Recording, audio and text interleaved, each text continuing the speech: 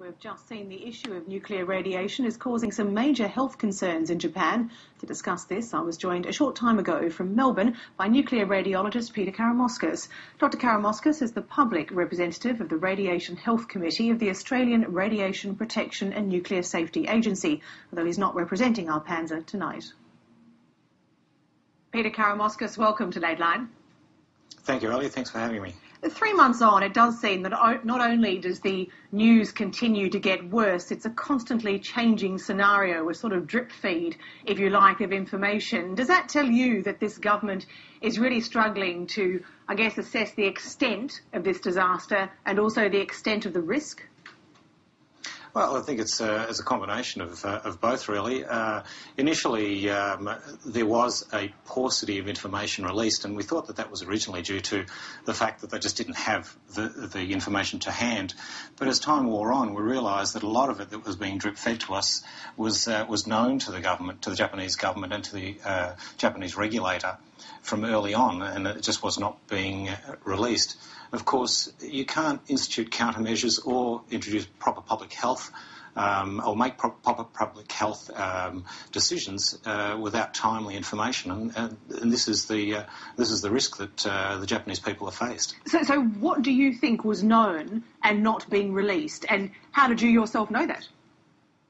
Well, we know that there's a system called SPEEDY in Japan, which is an atmospheric monitoring system for radioactive discharges. It's throughout Japan, and what it does is it assesses the levels of radioactivity at any particular point, combines it with the meteorological data, and determines what the likely doses or rather what the likely contamination levels at any particular area are, and further over time you can integrate back and determine the overall burden on that particular part of the country.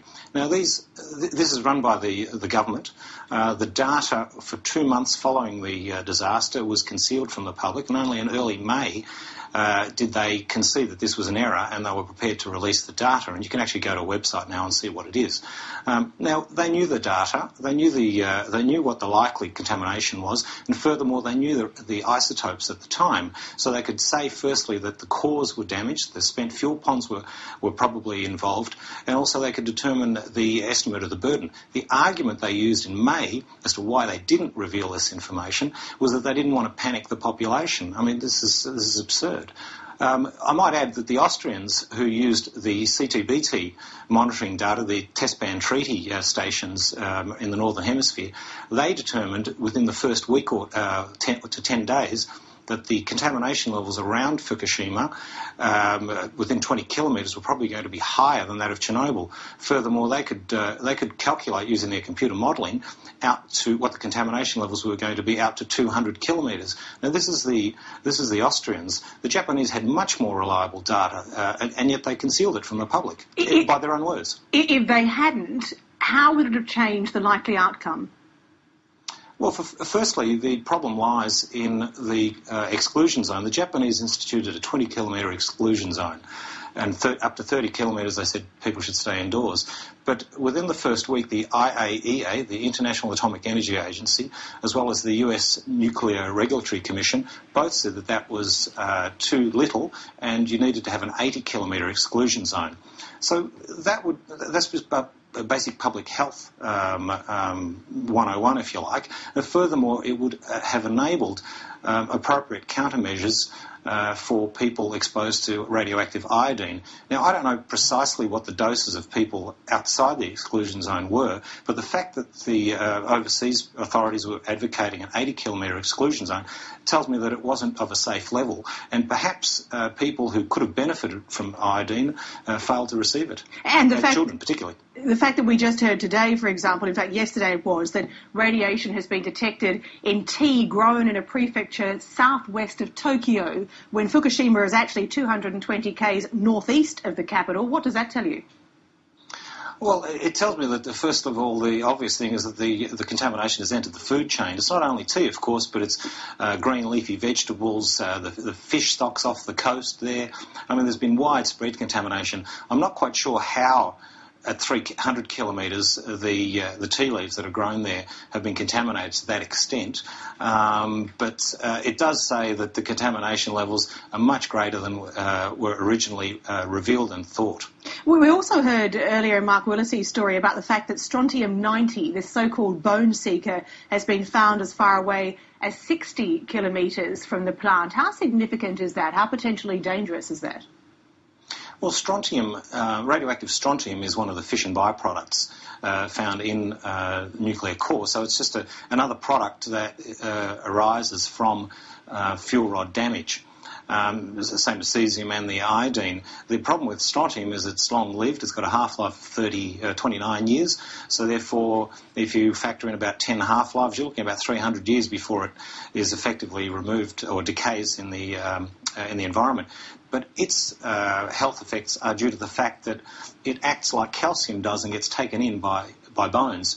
And it is a beta emitter, so which means that it's got a high degree of energy deposition in small distances in the bone, and it thus predisposed to bone cancer and leukemia. Of course, those risks are proportional to the actual dose of anybody who's absorbed it. But you know that just enhances the risk that the fallout poses to the public. From what we do know, are you able to make an assessment of the risk to the Japanese people? Is there enough information to say here are the most likely scenarios? Not in any precise way. I mean, we know what the contamination levels are, and we know for a fact that severe contamination levels have exceeded the exclusion zone imposed by the Japanese. The plume of contamination extends northwest up to about 40 to 50 kilometres at a level comparable to the exclusion zone in Chernobyl. Remember, the contamination doesn't spread like a concentric circle. It spreads according to a plume depending on the prevailing winds and so on. So we know that those levels are quite high at some distances, and furthermore we know that the public will have been exposed to some extent, but there's too much imprecision at this stage to know what amounts of radioactive contamination have been absorbed and what that dose has meant to the people, and therefore we can't make that decision today. But it does underscore the importance of there being a proper longitudinal study to study the effects on the population over the ensuing decades, because to the extent that this contamination predisposes to development of cancer, you need a proper study to actually be able to measure it. Because that can take decades. Absolutely. It can take up to 50, 60 years before the full number of cancers are known, and that was part of the problem with Chernobyl. There were no internationally coordinated longitudinal studies with control groups.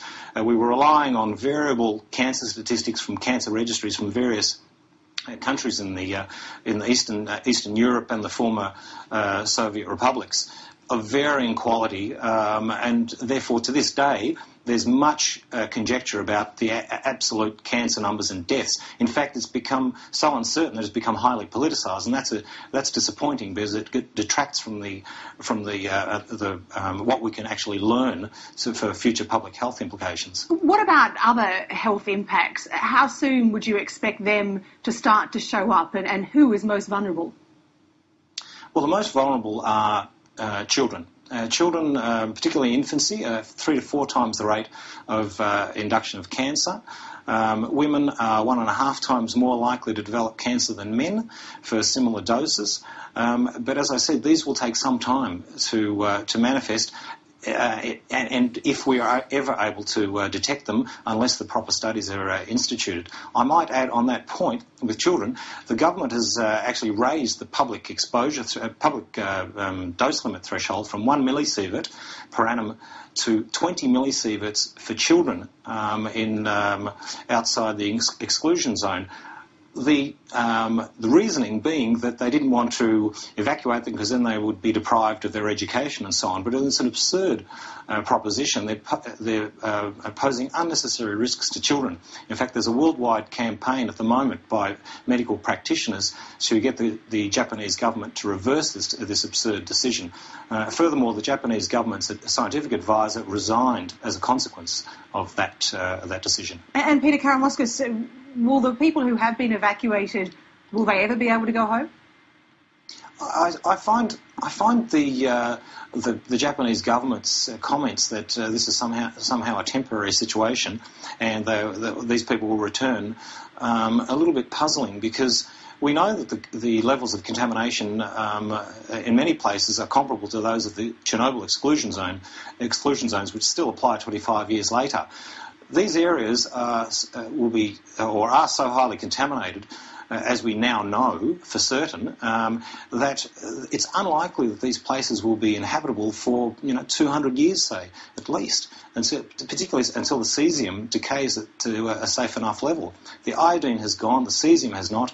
We're looking at 200,000 people. These people will not be going back home, and furthermore, this area will not be arable countryside. There's a lot of agriculture in the area as well, beef and so on. These industries have been wiped out, not to mention, of course, the fish stocks, that what survived of the tsunami and earthquake, the fishing industries there has been wiped out by the contamination and the radioactive contamination of the food stocks there. Extraordinary challenges for the Japanese people. Peter Karamoskis, many thanks for talking to Late Line tonight. Thank you for having us, Ali. Pleasure.